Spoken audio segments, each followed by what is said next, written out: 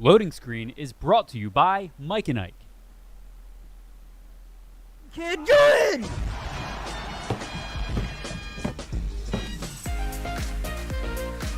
What goes on in your head?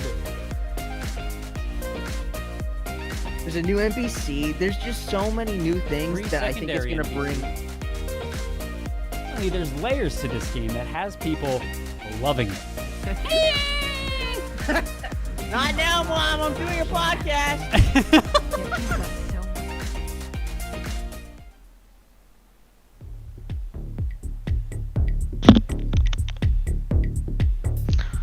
Hello one, hello all. Chat, we're so excited to say hello to you today. Coming off of our hangover. Special day. From Resident Evil Village. It's over. We beat it. We did it.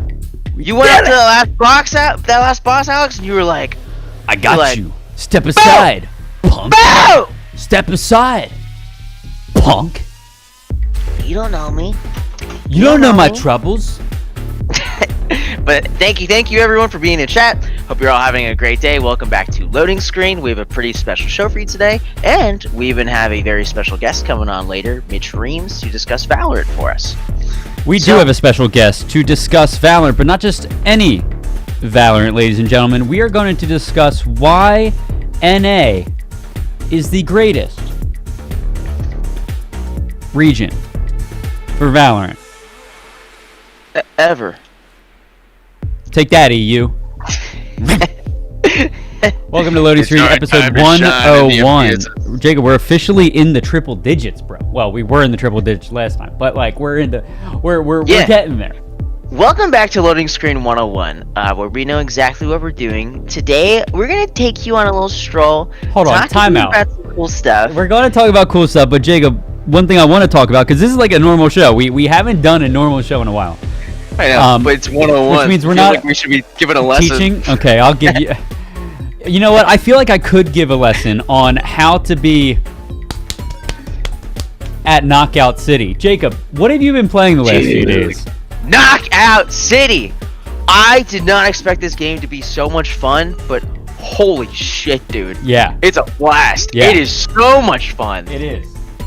So, while he gets set up, I was playing with Alex and Rich a lot the past couple days, and we've gotten to a good point where we have a silly strat where it's called pretty much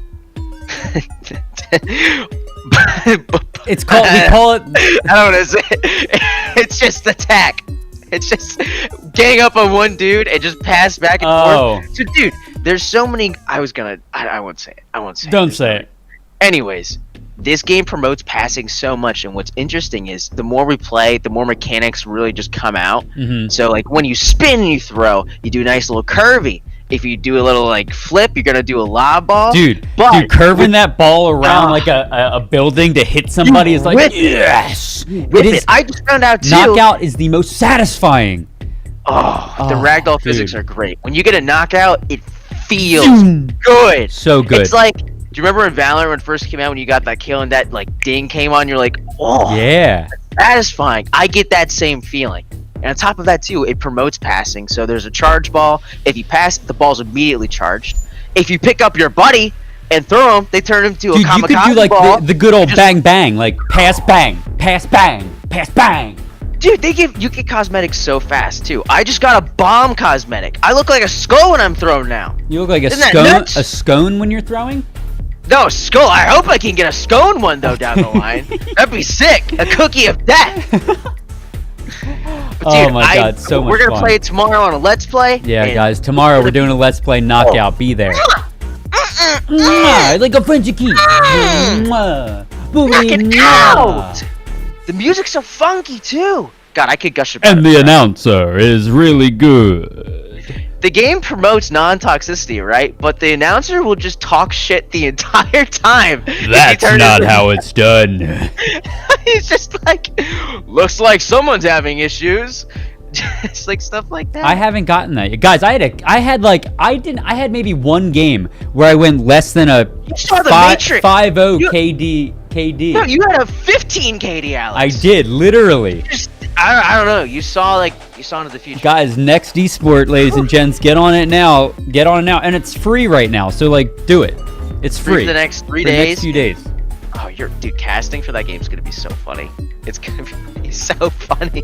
They're passing back and forth. Looks like they're trying to play a game right now. What's this? They're going around, and that's the knockout. That guy just got hit by 2 balls. Looks like Poto Choco is trying to come back on the ledge. He's parasailing. Oh no, ball's coming in, and he catches it. Gets the knockout. That's what we call Knockout City, folks. That's what the game is all about.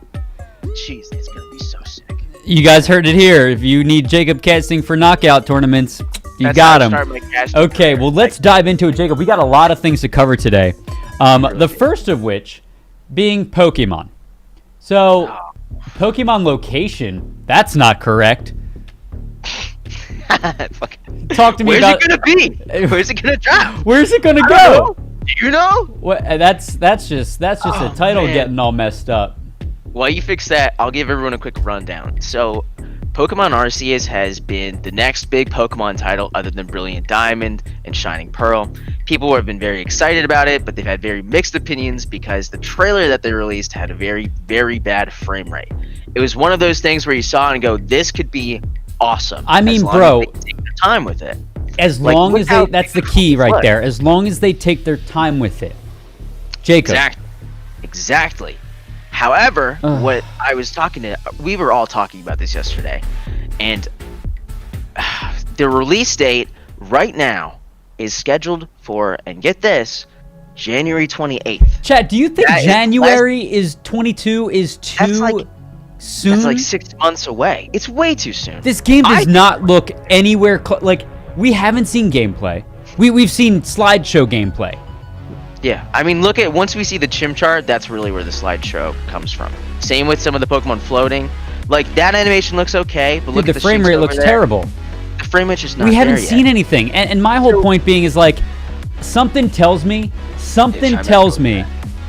and chat, you're on board with us. Like, something tells me that, like, you need to at least release a gameplay trailer. Like, look at that. Is basically what that was. But like to that point, like it's like, dude,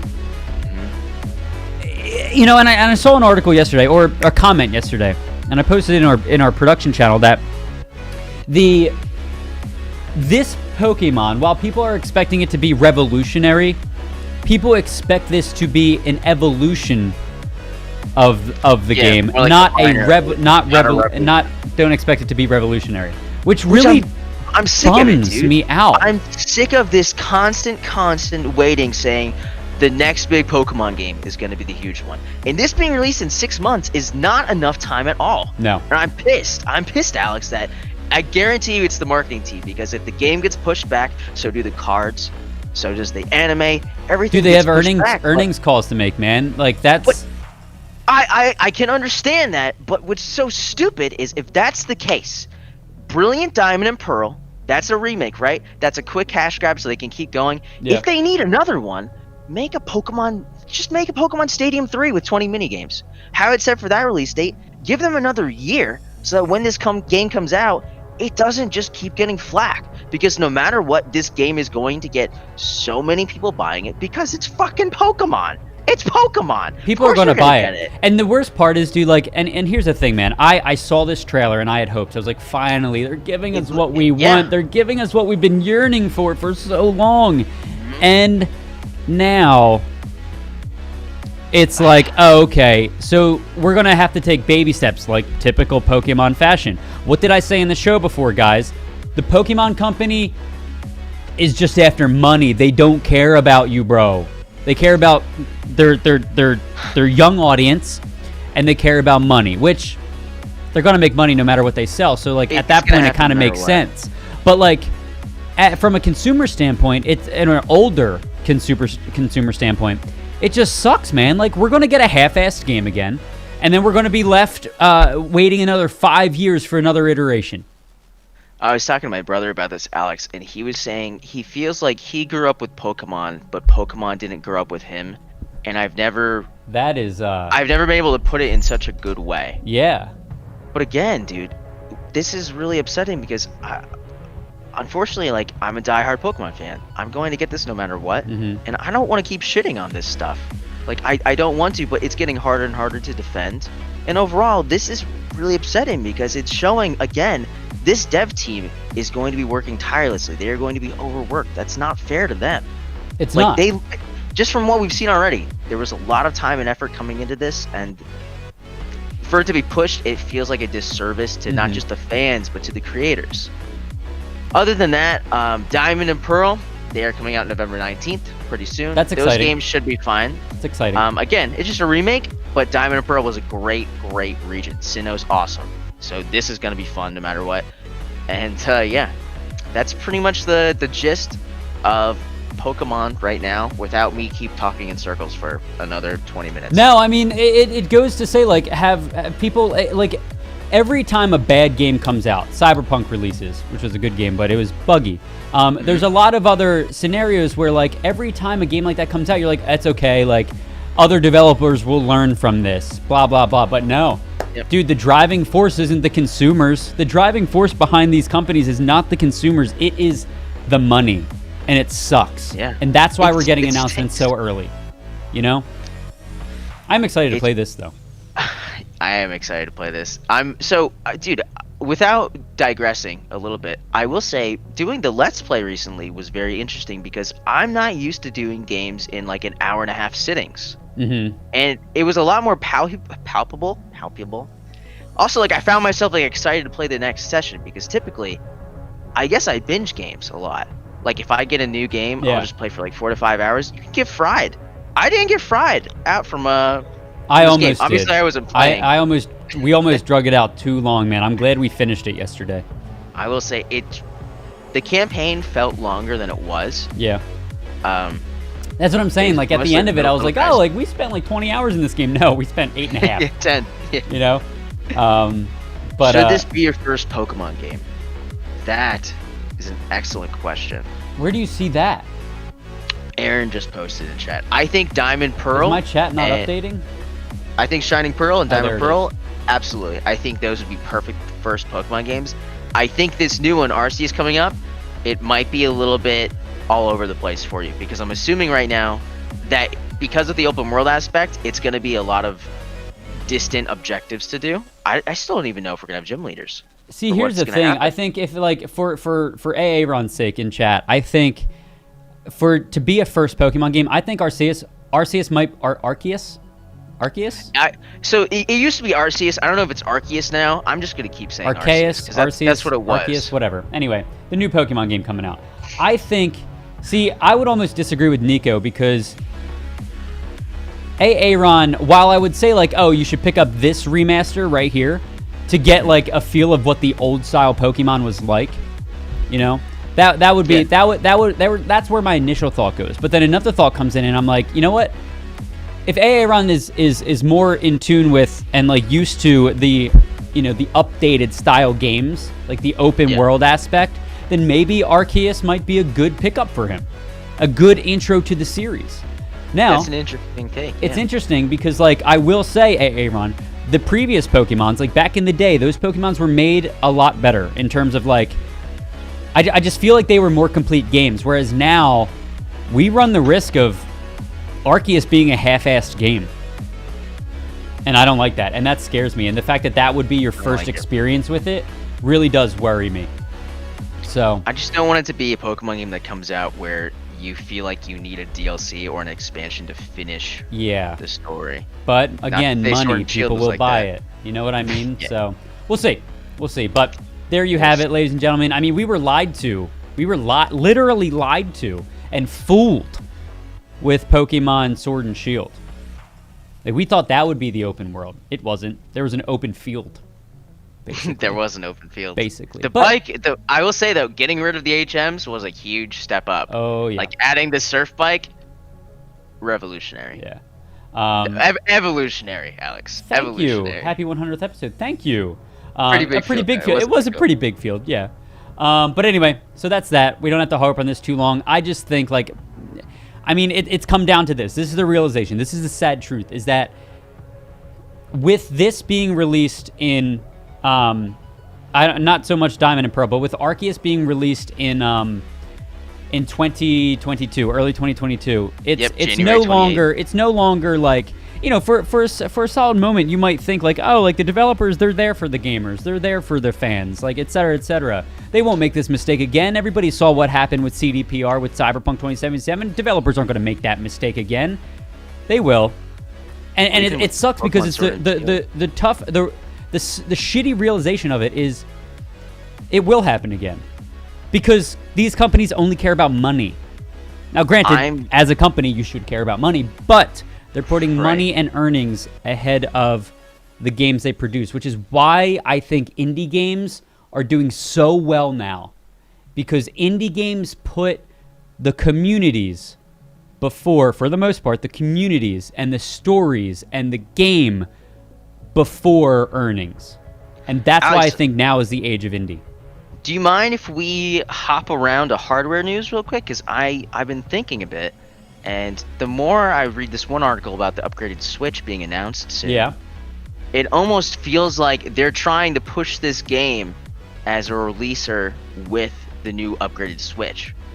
Which raises the question, are you going to need this upgraded Switch to run this optimally? I swear to God, I will lose my shit. It would make a lot of sense, though, right? Like the more you think about it, it would make sense. Yeah, typically they want like launch. They want launch games, right? But like that would piss me off because people still a year later, people still can't get. Not a year later, but a long time later, people still can't get next gen consoles. What makes you think people can't even get Switches right now? What makes you think? What makes you think the Switches will be available? Don't get your hopes up, ladies and gentlemen. There is a semiconductor shortage in the world right now. Supply is going to be down and demand is going to be up. You'd be lucky if you get a brand new Nintendo Switch this year. If we thought scalping was bad for PS5s and Xbox X's, imagine what it's going to be like for the Switch if it's the only way you can play Pokemon. I could easily see like 2K price tags. And people are going to pay it. Because they've been waiting so long. After Nintendo released the new 3DS, they started making some games that wouldn't work on regular 3DS, only new 3DS. That's horseshit. Right. That's horseshit. And to what Nico said, except to our point earlier, where CDPR fixed Cyberpunk. Like if you go into Cyberpunk now, guys, it's good. Like they fixed a lot of it. I was just playing it the other day. Where Game Freak won't fix Pokemon. They're just going to make you wait for the next one. Yeah. Aaron says in chat too, they're hoping to capitalize on people who can't get a PS5 or Xbox Series X. Yeah, that's actually a decent. But here's the thing. Strategy. I mean, it's a decent strategy, but the people that have all of those consoles are still going to want the new Switch. I know. There's no reason for me to get the new Switch unless there's something very, very specific for it. Yeah. Like if I need to get it for Pokemon, but if I need to get it for Pokemon and the new Breath of the Wild. That's a shitty thing, man. I will get the new Switch for Pokemon, though. That's what I mean. Is like I'm pretending like I won't, but I know I will. I will. Anyway, to this article, everybody, real quick, while we dive into it, because we are jumping around a little bit. Nintendo plans to upgrade the Switch replacement as soon as September. So apparently, there is a rumor that we are going to hear an announcement of some sort before E3, which means next week, because E3 is June 12th. So. Yeah. Theoretically, they're going to begin the assembly for it on July. So who knows? Like this could be a Christmas release, or it could be an early January release by the edge of Pokemon. I am salty. I am salty because love that huge ad right there. I am salty because like I will buy this Switch. Like I want one. I've already told friends like, hey, like if you can reserve two, and I will pay you. Like, and then I'll do the exact same thing. I'll buy two, whatever. Right.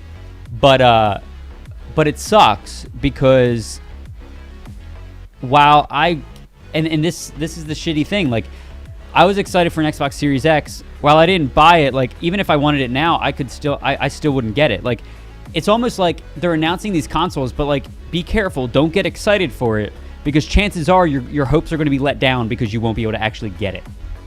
Yeah, which is unfortunate. I'm glad that Sony and Microsoft are both doing these plans that you can get stuff. Ed, actually, he just got a PS5 finally from one of those GameStop things. Yeah. So they do work. We have proof that they work. But yeah, they're beginning it in July. That's all I was thinking about it. If you want, we could continue with hardware news, or we could go back straight back. No, you want to do let's get back. Let's get back. So this next story, I know we harped for a while actually on that one. Yeah, we did. But you know, I think so. Our initial impressions, guys. Yesterday we finished Resident Evil Village.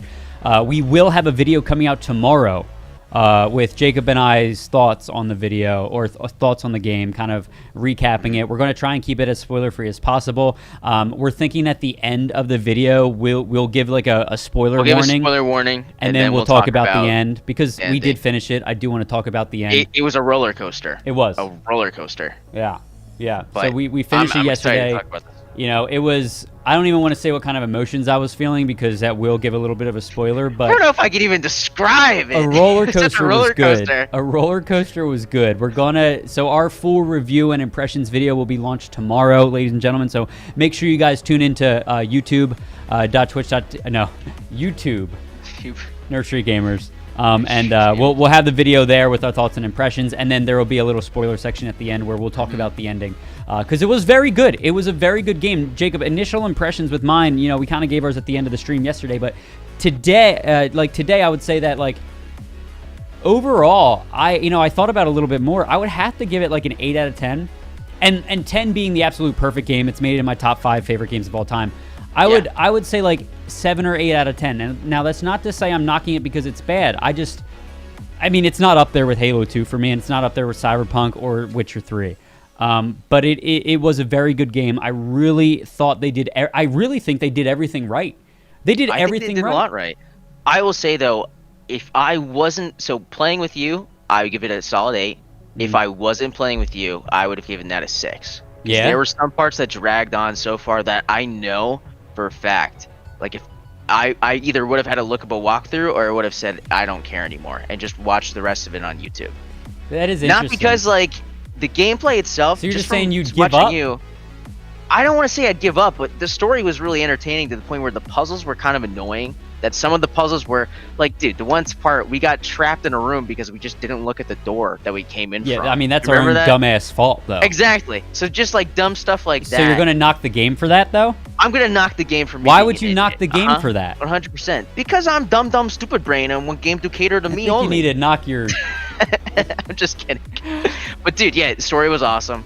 I had a lot of fun with it. Playing it with you was a blast. Yeah, that was fun. It's been a while since I don't know if like backseat gaming would really be exactly the term. It was more like a weird co-pilot. You know? The awkward co-pilot. Yeah. It was great. It was good though, guys. I would have to kindly disagree with Jacob on that one. I thought it was a good game.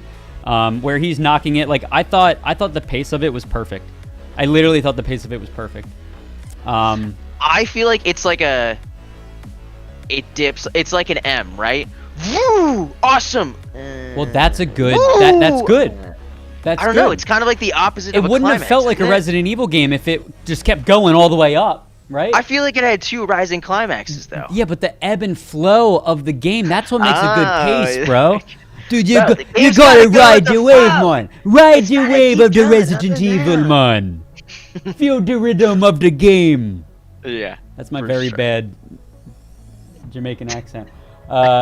But yeah, so I think that, honestly, dude, and I've played a lot of games like that, that was probably the best paced game. And you didn't play 7. I thought it was paced way better than 7. 7 was slow. I can see that. I will say, I don't think it was scary at all. I don't think the game was Cyberpunk scary. was fucking fantastic. You guys can argue with me about it all day. That game is amazing. Okay, moving on. Guys, like I said, impression video be coming out tomorrow. The next Horizon Forbidden West. So apparently there's 14 minutes of gameplay being shown today. Yep. Being shown today. The state of play is today at 5 p.m. EST, and it'll be shown today. Yeah. Just a little quick hit I want to talk about, because this game is it looks gorgeous. It looks really. It does really look pretty. good, and it's fully for. I think it's fully for the PS5, right? I think this is a PS5 exclusive. This is one of those exclusives they've been talking about. So I will buy this game. I will. This will be one of the big ones to watch today. Yeah, yeah. And then what time Eastern time is that? Anybody have anybody good at time conversion here? Pretty sure that's 5 p.m. EST. I'll double check though. PS4 and PS5. PS4 okay. and that. So there might be some aspects that are held back a little bit, which kind of is a bummer. But that's not to say it won't be a good game. It's 5 p.m. Okay, thank you, everybody. Thank you for that, Numbra. Appreciate it. Okay, so, yeah, State of Play today, 5 p.m. Check it out. I'm going to try and check it out. Hopefully I remember. Fingers crossed. But, yeah. That being said, Alex, Knockout City is pretty cool, but you know what else is cool? What? A game that combines Indiana Jones, Mirror's Edge, and Fall Guys all into one battle royale, which I'll talk about later after Time Splitter, which is coming soon. I read that wrong. Oh, you didn't know this was up. So, I mean, not much really to talk about here, everybody, but for those of you... Why? It's the same developers team. So, Radical Design. All right. And it has two of the main people. So, guys, apparently, you guys remember Time Splitters back in the day? I remember as a kid loving Time Splitters because, like, it was before I had online play. And this game, I remember you could, like, play against bots. And it was awesome. I had so many hours of just playing against bots. But this game really had a special place in my heart. And it is coming back. It is coming back. Best remote bomb in any game I've ever played. Best remote bomb. Let me see if I can look up some gameplay real quick while we're doing Time Splitter 3 was great. They had a mode where it was just everyone would use remote bombs. And it was so chaotic because there was no limit to how many you could throw down. So you can have like a landmine, and when you hit trigger, everything goes. So you could get like a whole part of the map, and then boom. Yeah. So real quick, sorry, I had granola for breakfast. I can feel the grains in my teeth.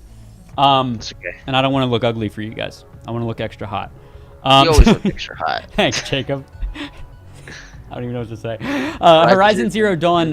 Yeah, everybody said it was like fantastic, so I played it expecting it to be absolutely amazing. It didn't do it for me. I thought it was good, but I didn't think it was amazing like everybody said. So I'm hoping... I mean, I liked it enough to get the sequel, but we'll see. I don't know if the sequel is going to do it for me or not. But here's some gameplay while we talk about it, Jacob. Honestly, not that much to talk about, but it was a fun game. I remember how awesome Time Splitters 2 was. Time Splitters 2, I think, was my favorite of them. Wow, look how the model looks like TF2. I never thought about that. I know a Time Splitter came first, but wow. Really shows the influence that they had. Yeah. Dialogue was really funny in this game. The Yeah. campaigns were awesome. Where's some gameplay here? Hold on. I know. Is this just all the cutscenes? I don't know. I thought oh wait, here's some. Yeah, there we go. That's what I like to see. You remember when these graphics were like cutting edge?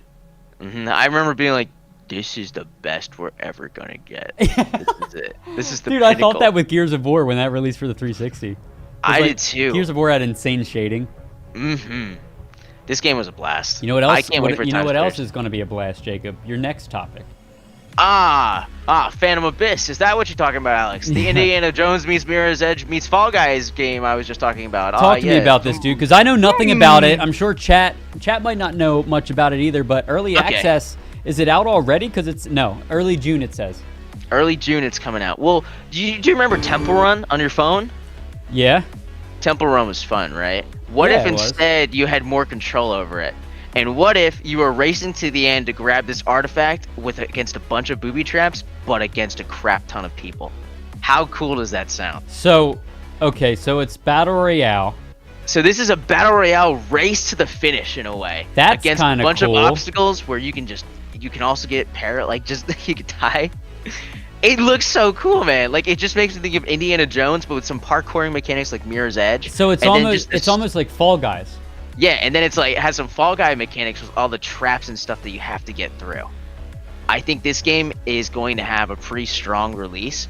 I don't know how it'll be. Like, I feel like the thing that'll make this resurge time and time again is when a new level comes out. I think this is going to be a fun game to watch streamers play because it looks like they're going to have custom lobbies. Yeah. So imagine, like, 30 of the biggest streamers all do a big lobby. You already know Tim the Tatman, and Tim the Tatman's going to be playing Tim the Tatman, I'm going to tell you right now, I foresee a lot of really, really funny clippable rage moments. This seems really cool. Do we know what the price is on it? Let me double check for you. If I recall correctly, though, I believe at the moment it's going to be between like 20 and 30, but I think it's going to do something similar to Knockout City where it's free to play for a while. So it looks much sweet. Fun. Guys, these indie games really are just... feels they're coming in I hard. love them so much. Knockout City is just like knocking my socks off is what it's doing. It really is. Great. It's really knocking is. mine. Guys, it's try all I it. There's a few more days left. We're doing a Let's Play tomorrow of Knockout City, so you guys will be able to see it, see the gameplay and everything. You'll be able to see us play that tomorrow, but this does look fun. I'll probably check it out. As long as it's free, I'll check it out. I wonder how many levels and obstacles there are. It does seem really cool. It does seem like there's a lot of maps. Doesn't it seem neat? Yeah. So I guess every time a new map will come, it'll get some more surgeons. I think this is a really cool racing battle royale. That is neat. That is neat. Phantom Abyss, coming June 2021. Okay. Well, moving on to the next topic, we have so everybody knows Far Cry should have already been out, but it, obviously got delayed along with many other things. This is a little 35-second trailer that came out yesterday, ladies and gents. Let's go ahead and take a look. Here we go. My true yards. This is my promise. The man right there. While these fake yards may spread chaos. He's such a good actor. Oh, yes. I will be right here with you to defend Yara. We will sacrifice in the name of progress. And we will rebuild paradise. Reveal tomorrow. Reveal tomorrow. Isn't that sick? Tomorrow at, what was that? 12 p.m. 12:30 p.m. That's sick. Dude, this game... So, I don't know if anybody's like a big Far Cry fan, but what I will say is Far Cry always has really cool villains. I never beat Far Cry 5 just because it was a little too long. But these games, they do a really good job with writing these games. Like, it's a fun arcade open world game. It really is. It really is. I agree. It's got the typical Ubisoft treatment where it's typically like, dude, the Ubisoft treatment is literally infiltrate, kill, get the objective. That's the Ubisoft treatment. And all of Ghost Recon is like that. Far Cry 5 was kind of like that. I'm curious how Far Cry 6 is going to go. But yeah, here, let me pull up this trailer too. That's a sick box art too. Confirm your age. Oh, Alex, are you above 18? How old are you, bro? You're not lying, right? Apparently not old enough. Prove to me you're not a robot. Is this a bike? Is this a bicycle? What? Oh, the capture codes? That is a fire hydrant. There you go. He's human. He's human. But yeah, only human would know that. Trailer coming out tomorrow with that. The next order of business, State of Play from Sony is live today at 5 p.m. We already talked about that. And then some unfortunate news, but kind of expected news. BlizzCon is being canceled in person. So it's going to be BlizzCon line. Any thoughts, Jacob? So I wasn't planning on going to BlizzCon. So for me, I'm indifferent, but at the same time, it is a little bit upsetting. Yeah. I know a lot of things. I would have anticipated you would have been able to play a lot of Overwatch 2 there. Yeah, so a lot of people, what people say, like, what makes BlizzCon so cool is it's literally like Disney World. Yeah. Like they dress everything up. They dress everything up. Like every game has its own like little like dressed up area. But like, is it surprising? No. I know obviously the CDC has mentioned that like they're relaxing restrictions and shit like that, but I don't think we're ready to have big events like this. I know people are doing like full capacity at baseball games and stuff, but like this would be the very definition of a super spreader event. I miss conventions so much. I really do. I've only been to like a couple Comic-Cons, but I still really want to go to a TwitchCon. I'd love to go to BlizzCon at some point. Yeah. It's I mean, listen, you can't hate on the fact that you don't have to buy tickets and you can sit in the comfort of your own home. That's the best part. Then you hang out and chat with everybody. Yeah. There's still something. So I know it's not the same, but we're doing what we can. They're doing what they can. Yeah. I have nothing to do with it. Yeah. I'm not involved. My hands are clean. I'm not there. So, I mean, that's pretty much it, guys. We have some like quick hits here that we definitely want to go over. Whoa, there's no background for that topic. Wait, which makes me think there's no background for the next topic. Yeah, apparently my titles got messed up. But, okay, so real quick, we'll just go through them, ladies and gents. Nintendo released a Mario Kart update for Mario Kart 8 Deluxe. I think it was just a minor update, fixed some bugs. That was about it. That was the extent of it. And the patch notes were literally like, address an issue that caused tournament points to be reset, address an issue that caused match history with friends to be reset. Now, this article, or one of these articles, goes further to say, like, this update means bad news for Mario Kart 9. I didn't read the full article there, but, like, I don't see how it would mean bad. I don't see how it would mean bad news. I truly do not. There's another thing here where... So Chessplosion, Jacob, who put Chessplosion on our list? Do you know anything about that? I want to talk to you about Chessplosion. Okay. Chessplosion real quick, okay? Yeah. So get this. It's like chess and Bomberman. Okay. That's cool, right? You don't come on, that's cool, right? No, hold on. I'm not ignoring you, cool, I promise. Right? I'm fixing our titles here. Okay. No, I'm not apparently. Okay. Okay. So they don't go together? You don't think chess and Bomberman goes together totally? Hold on. Let's look at a little video. Check this out totally and tell me this doesn't look awesome. Okay. So it's local multiplayer, right? And it's the best part of chess and all the fun parts of Bomberman. Look at this. It's a fun little game. You just keep going. It's a dodge 'em, but you also you're changing pieces, doing some boxes. You gotta trick everyone else. It's so cool. It is funny. It kind of teaches you chess in an action-oriented stuff. Like, this is so cool. Because, like, one of the hardest parts for me to memorize about chess is, like, all the movements that players can make, all the pieces can make. This, like, I'm looking at it now, like, they're showing all of the movements that these things can make. I think it definitely makes chess more interactive. It's kind of cool. You know who would like this? Puns and Buns. He would like this. He plays chess a lot. I would love to try this with you at some point, though. I don't know when, but this looks like it'd be really fun and chaotic. I feel like this is like teaching you. You're either gonna suck or you're either gonna learn real quick. You're gonna have to figure out what the pieces do, or else you're not gonna have a good time. Yeah, but look, you got a versus. That's pretty cool. Yeah, I'm about it, Jacob. I'm about it. Okay. So it's cool, right? When does this come out? It comes out September 2021. September 2021 on Steam. There it is. And when it comes out, that's what we're doing for the Let's Play that week. That's what we're doing. It's gonna be a chess battle royale between me and you. Very arcadey. I agree totally. Speaking of Let's Play, remember what game we used to play together? Valheim. We used to play a lot of Valheim. There's not much news on this. More or less just like, I miss Valheim. It was such a good game. It still is a good game, and there's no reason we're not playing it other than we're just busy.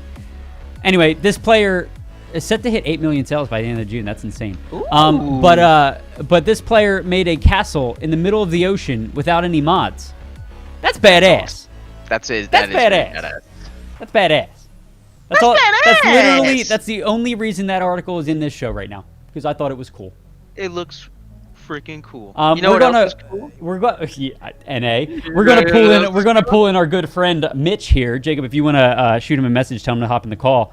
Yeah, here, real quick, 1 sec. I'm gonna call Mitch. I'm already. Oh God, is that the voice of God? God, is that you? Everyone, we'd like to welcome our guest Mitch Reames back at it again. So Mitch, tell me, what's the deal with Valorant? well, it's this video game from Riot Games. It's pretty cool because NA seems to be good at it for once. Dude, I mean, we're finally crashing. Holy crap, guys! I am Mitch. Now I'm going to let you talk about your article in a second here. I just need to turn your volume up because you're a little bit low for me. Don't worry about adjusting yours. Say something for me real quick. Hello. Welcome to Valorant. Man, the voice of God in all of its glory. So, guys, Mitch is from our editorial team, and he's been following and covering Iceland Masters 2. Let me go ahead and change the song for this because I believe this deserves its very own. Mitch is echoing. Okay, this is what happens, guys, when you try and. Is he muted in vMix? Nah, hold on. I'm going I'm to. muted in vMix. Okay. My bad. All right. I just muted him in vMix too, so he shouldn't be echoing anymore. Thank you, chat. Appreciate y'all. My bad, chat. So, There we go. you know, Look at us. one thing that I want to say before we go into this article, Mitch, is this tweet right here. I am so salty about this tweet right here. Now, this tweet didn't age well, and boy, do I want Slasher to know it. The official Slasher Pre-Masters Valorant International Power Rankings. NA ranked 3rd. And then he goes on to say, hold on, he goes on to say NA is clearly not the best Valorant region. Clearly, because Slasher knows all. Clearly not the best Valorant region, and I could very well see NA not even placing top 3 in Masters. NA is stuck in a bad agent meta, small map pools, poor utility usage, and too much full send wide swinging every fight. Expect NA to disappoint on land, as we usually do. You know what I have to say to you? Screw you, Slasher. Screw you. Here's my thing, and Slasher gets this wrong, and so did so many people about NA! what they was doing in Valorant, which is people were like, hey, EU, Korea, they play more tactically. They play slower. They play together. And that wasn't giving NA enough credit that the fact that people were splitting off. Guerrilla warfare, baby! Is not strategy. That is tactical strategy, and they are running it like crazy at LAN right now, and it's absolutely beautiful to see. You don't have to play as one group like you might have to in Overwatch, and NA has created a different tactical strategy, and just because they play faster, they play with more solo plays, does not make that not tactical. And we are seeing V1 just absolutely smoke Newturn in map 1. I think it was 13-3. It was 12-3 when I flipped over to this call. Just absolute domination. It is so great to see. It's very refreshing. I will say too, like, just to add on to what you said, Mitch, I think we're showing right now, like, the individual mechanical skill of NA is significantly higher than everyone was anticipating. I think that's why everything's working out for them for sure. Like, we have some strong players right now. Some incredibly strong players. Penny and Tens might be the 2 best players in this entire tournament. Penny on V1 and Tens on Sentinels. Not surprising. Not surprising. Penny had like 4 different flanks on Newturn, which again gets to that same thing of like, oh, they play tactically, they play together. Well, if that tactical ability is not ready for one man to flank the crap out of them, how good is that tactical strategy? Right. If you're not prepared for that, what's gonna happen? Dude, I'm just saying, like, if you guys are in chat right now and you're watching Masters 2, like, NA represent, my friends. NA represent, because NA gets shit on all the time. Actually, in this article, Mitch, you literally put the tweet from esports writer, we might suck in League, we might suck in Dota, we might suck in StarCraft, we might suck in CS, but on this day, don't come at us in the anime shooting game. Dude, I get goosebumps. I get riled up just watching this because it's like, I love proving the haters wrong. And maybe it's the Philadelphian in me. Maybe it's the Philadelphian, the underdog in me, right? But dude, F the haters, bro. NA!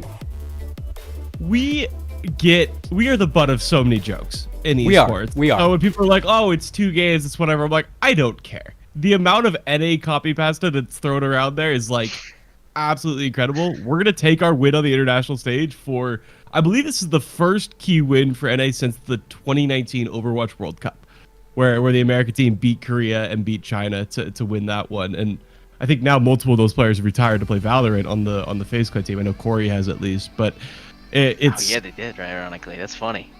So this is our esport. Now we're planting our flag at the first international event, and come for us. Like, awesome. I'm cocky as fuck. No, dude, get cocky, man. Get cocky. I want to bring Slasher on the show just so we can rip him apart, bro. NA off the goop is what Nico said. NA is clearly not the best Valorant region, as if it was like predefined. I honestly don't blame. I mean, I think Slasher 2 has so much NA pride, but we've all been beaten down. Oh, I know. So much. I mean, and especially coming right off MSI. Like, it was... I got so much respect for Slasher. Yeah. But it's just fun. MSI was such a disappointment, too. So I think we were just down here. We had no confidence whatsoever in our region. And, yeah, it feels good. It feels really good. Yeah. Mitch, right now, totally says that he thinks Sentinels is arguably the best team. Do you agree with that? I do. I mean, I think it's solid. at this point, I think if it's hard to argue, right? V1 beats Super Newturn hard. like this. Sentinels beat V1, and V1 and Sentinels are about to meet in the upper bracket finals. So I'd say they're the two best teams. And even Vanity told me following their match with Liquid, he still thinks Sentinels is better than that Vanity IGL's V1's IGL. Sorry, and so they agree. They think Sentinels is the best team right now, and we're gonna see them in all likelihood match up. They still go take one more map off Newturn, but 13-3 in the first map makes it look pretty good. I kind of want Tens to stay on Sentinels. I kind of do. Like, he's just clicking so well, and I think it's so good for him, right? Like, he's learning from all these older players. I think he's going to. The question Think is, how big is his buyout now? It's gotta be huge. It's arguably going to require the biggest buyout in esports history. Maybe there's a League of Legends buyout. Cool. That's Like, so sick. I think CSGO's biggest buyout is about $2 million for Hiko. I don't think the number was ever totally publicized, but Shroud and friends were talking about it yesterday, and they think it's around 2.5 million. I think Tens could get 4 to 5 million for that. That's nuts. Dude, so go ahead. Aim Sorry, Lamp finish your thought. God. Having Not the only top... is he the best player, arguably in the world, if Sentinels is the best team, and he's the best player, and NA is the best region, he's also the biggest content creator that Valorant has right now, which is something that I don't know if we've ever He's a triple seen. threat. Yeah. So yeah, 5 million might be underselling, which is absolutely crazy. Absolutely. Speak to me a little bit about, Mitch, you kind of talked about the play style of all the different regions. Why do you think, just let me know your thoughts. Why do you think NA's play style right now is just so dominant? I think this is a game that does reward people taking on individual plays and supporting hard carries and individual takeoffs, but it's also NA's showing a crazy amount of adaptability. They go into this, and I saw Yax posted this in chat. Don't you think V1 changed their strats and playstyles? And they absolutely did, especially their post-plant looks.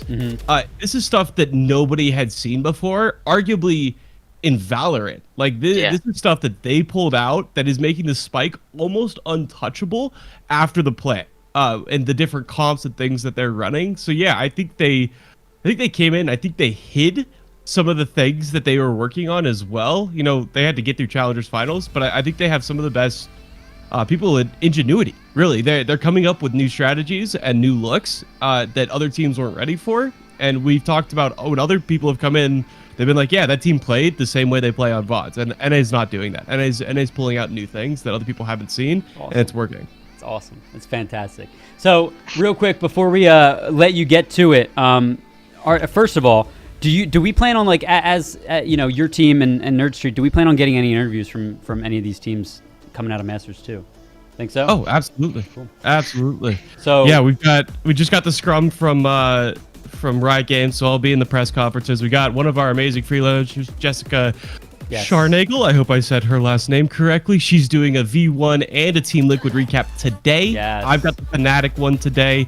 But yeah, multiple articles every single day this week as NA continues its run. It's gonna be fun. That's awesome. I know you guys have been working extremely hard on these articles covering this event. So chat, if you guys are at all, we have millions of people coming to chat. Millions, I wish we had millions. We have dozens of people coming to chat every loading screen show and say Valorant, Valorant, Valorant, Valorant, Valorant. So if you guys are here and you're a fan of Valorant and you're watching Masters 2, catch all the action in nerdstreetgamers.com/news. That's nerdstgamers.com/news, where Mitch, Jess, and the rest of the team are going to be covering all of the matches and everything. And we have some, like Mitch just said, some interviews and everything that are going to be coming down the pipeline as well. So keep an eye out on the news portion of our website, as well as YouTube, where I'm sure we'll be grabbing some interviews there as well.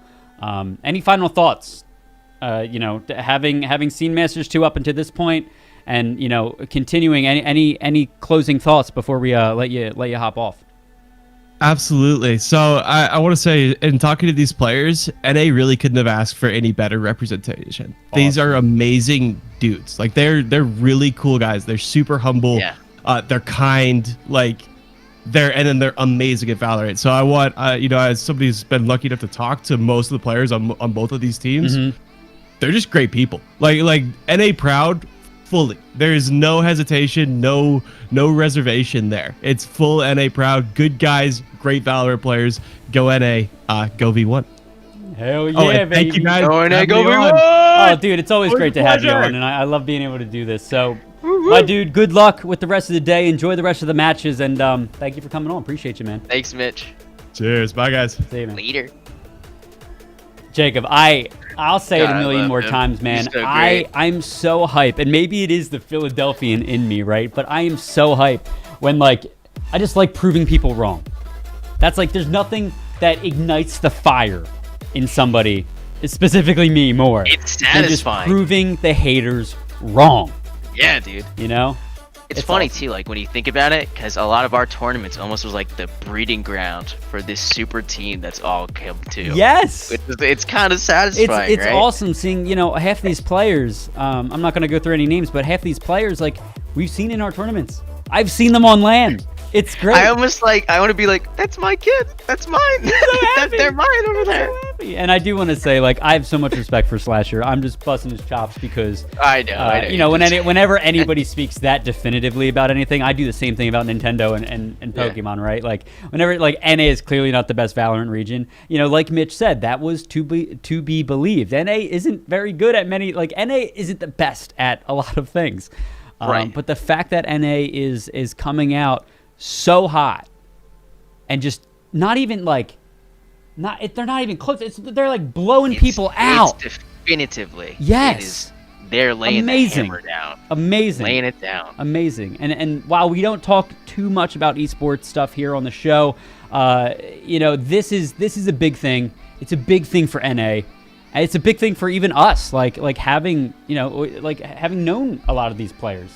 And this channel just like being so heavy in Valorant.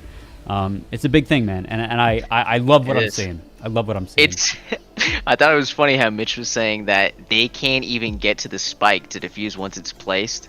So I think it makes the one show we have even funnier, press 4 to defuse, because it's like, I can't even get to the spike. Dude, how can I do it? I know. It's insane. Like, dude, I'm so giddy talking about it.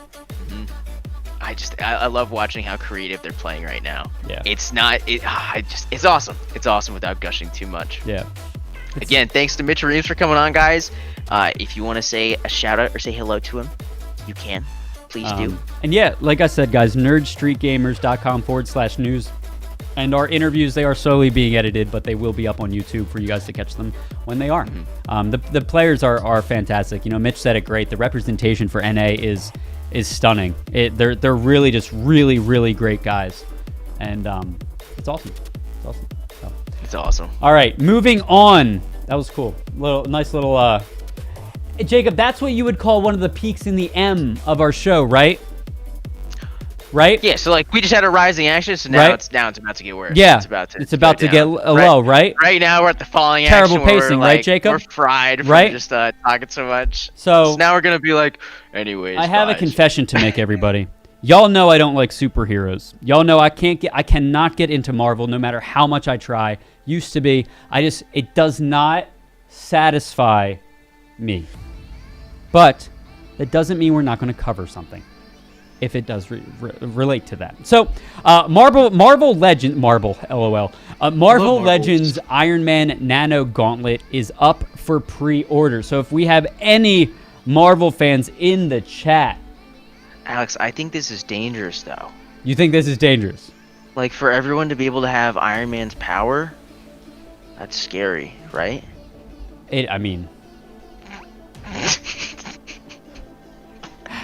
It's cool, though. Tell me to shut up. No, like, I'm going to let you go. That's what makes this show so great. But, what's going to happen if everyone's Iron Man? $99 at Best Buy, $125 at Amazon, $125 at Hasbro. It's cool. They look like little Jolly Ranchers. They look like... I have my Jolly Rancher glove. This is my Jolly Rancher glove. The green one looks like a Mike and Ike dud a little bit. It does. They look like gummies. Yo, kid, this is not made for kids. Please do not let your children have this. Oh my god, dude! Now I want gummies. Anyway, this is cool. This is up for pre-order. It's not what that is, and he knows it. Up for pre-order. If you pre-order it, it's coming out November 1st. They do look pretty sick, and overall, it's a pretty cool way to promote stuff. Yeah, especially with the games being so prominent right now. I mean, the movies are good. Like I've not listen. I got nothing against it. I just, for whatever reason, I just can't get into it. You know what I mean? No, I don't.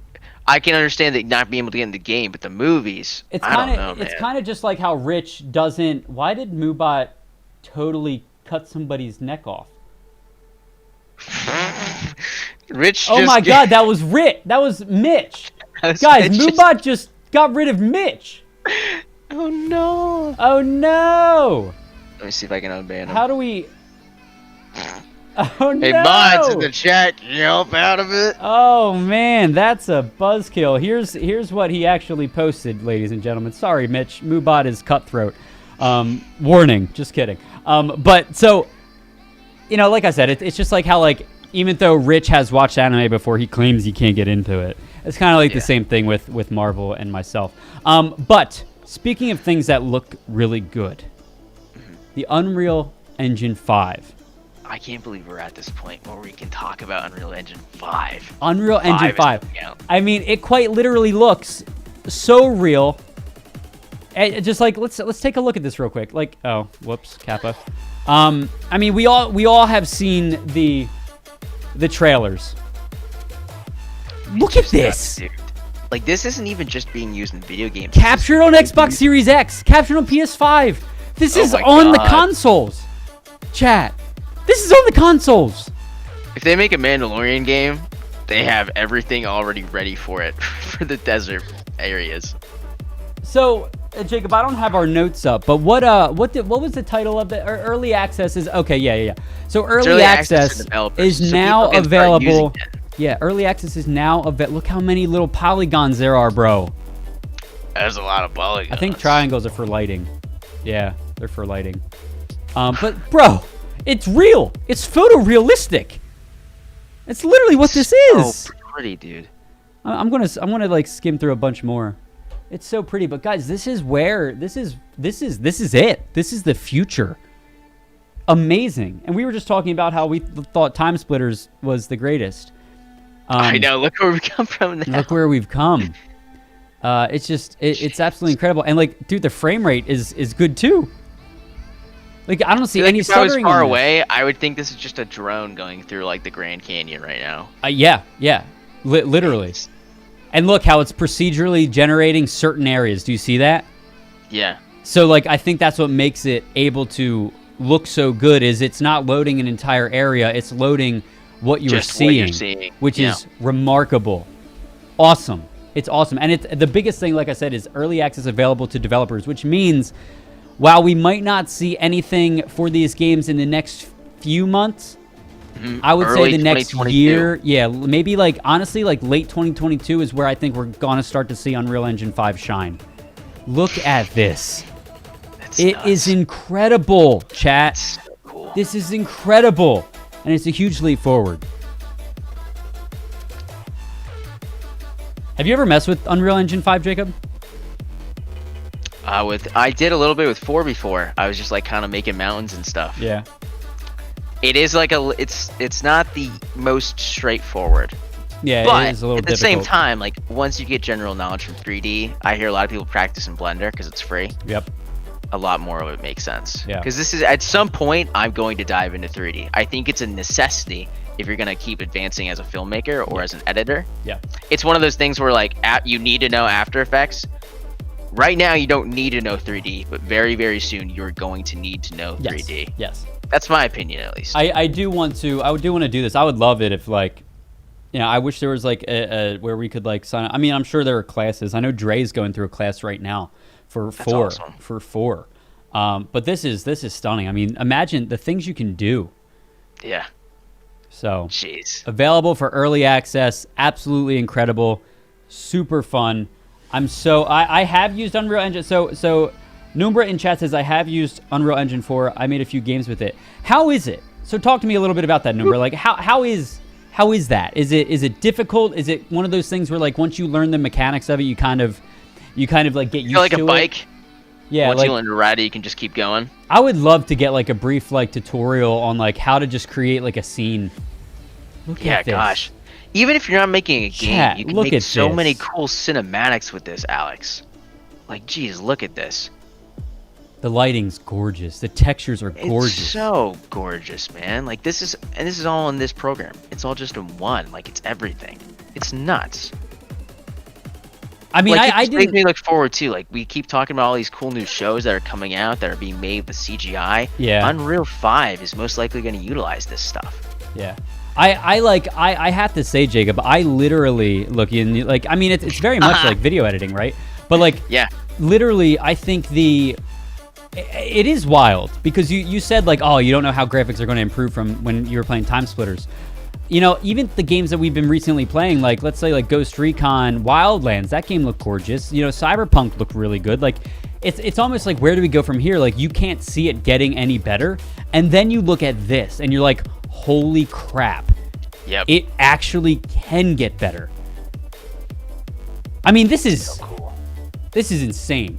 I can see that it looks like it's focusing a little more on like, I think where Unreal shines is on the environments. But again, like if you take a photorealistic human, like we don't reflect light like you might expect a video game character to reflect light, right? Like Right. so like there's a certain point where, you know, if this was actually in real life, the shading, the lighting wouldn't look like this, and people might not think that is attractive. You know, because like in all honesty, photorealism looks good, but I think in video games it's enhanced. And I know we're going down a rabbit hole here. Numbra says, yeah, it's like riding a bike. It's complicated to start with, but once you understand it, you can do all kinds of things. Jacob, I think you and I need to like set a goal for ourselves and start learning how to do this. For sure. Yeah. Absolutely. Yeah. And there's like input stuff and everything. I think we should look up a class, because I think like having a class and not having to do class. I would do a class. That would be really cool. Love that. So That'd be awesome. the last, is it the last story? I think it's the last story. This is the last story. The last story I want to talk about a little bit is Netflix is simply looking into getting into video games. So you know that the renting of games and the game subscription services, that's a big thing, and it's making waves right now. And apparently Netflix is. I think this article goes on to say that Netflix is basically like, they know their audience are gamers. Netflix has actually come out with a lot of like video game oriented stuff, as well as, you know, fantasy style stuff, and fantasy lovers are probably video game lovers too. So Yeah, dude. I mean, so far I'm wondering where they're gonna go, because we have Minecraft story mode. We have Bandersnatch, where you just choose your own adventure. So if you're playing it with just like a remote control and you're trying to just choose options, I think moving forward with Telltale games on Netflix is a great idea. Mm-hmm. I don't know how we're gonna really advertise anything other than that, because the average Netflix consumer, I'm assuming, is watching it on all devices, because that's one of the big appeals to it. So I'm wondering how if they're gonna make a Netflix controller. Who knows? yeah, it is interesting. I mean, I think they very well could. There's millions of people that subscribe to Netflix. I mean, like, I've been subscribed for years, even with the unfortunate price hikes. But, you know, I'm wondering if they're going to incorporate games into this, you know, like you just said, have the controllers, but also the interactive entertainment in forms of, like, Bandersnatch and all of those. I think it's, I mean, hell, there's definitely a need for it. I wouldn't say a need, but there's definitely a place for There's it. a want. There's a want for There's a place sure. for sure. But Jacob, it felt good. Oh man, I feel like I just like shook the chains off. Like, it felt good to do a full show again. Yeah, it did. It's Didn't been a it? while. It's been a while. It has been. Thank you guys for coming to our teaching lessons today with Loading Screen episode 101. It is a good we show. hope you've learned so much. What are you? And What are I you don't know. talking about, bro? I'm just going It's a gaming news talk show, not a 101. I'm an idiot. you got me. Numbra, I would actually love it if you could like. We have to figure out how to like. Jacob, how do we communicate? How do we get people to communicate with us? Do we need a Nerd Street loading screen email, bro? We need to get something, because right now it's just a hashtag loading screen on Twitter. I know. But you can also just DM us or message us on Twitter. Our hashtags are up there: Shaky D Cub, Sir Scrallix. and it would be awesome. I would love to learn this. Me too. Love it. Me too. But chat, that has been it. Thank you all so much for coming by today. It seems today was a good day for the show, my friend. Today was a good day for the show. I don't have Twitter. All right, well, we're going to have to figure out another way. We'll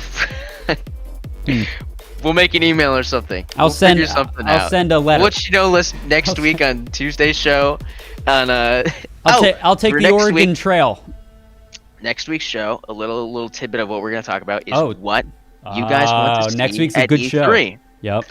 So I want you guys to think about what you want to see at E3 and tell us. I can't wait to talk about it next week. Yeah. If there's anything specific you think of, just tweet us at NerdStreetGamers with the hashtag loading screen, and we'll talk about it on Tuesday's show. Other than that, tomorrow we'll be playing Knockout City. Ladies and gentlemen, thank you so much for coming by. Episode 101, presented by Mike and Ike, and a new sponsor pretty soon. And with that being said, like I said, tune in tomorrow for our loading screen, like Jacob just said, our loading screen Let's Play, where we'll be playing Knockout. We've been talking about it a lot during the show, and tomorrow you get to see it in action. So chat, take care everybody. Much love. If you don't come by tomorrow, we'll be live every Tuesday and Thursday at 11 a.m. right here on Twitch, 11 a.m. Eastern Time on twitch.tv/NerdStreetGamers and YouTube NerdStreetGamers. That's NerdSTGamers. And that is it. With that, everybody, take care, everyone. Much love, and we will see you all next time. Later. Also, tomorrow, our review and our first impressions for Resident Evil Village. Resident Evil 8 Village. Check it out. Check it out. It'll be out there. Okay, bye. Okay, bye.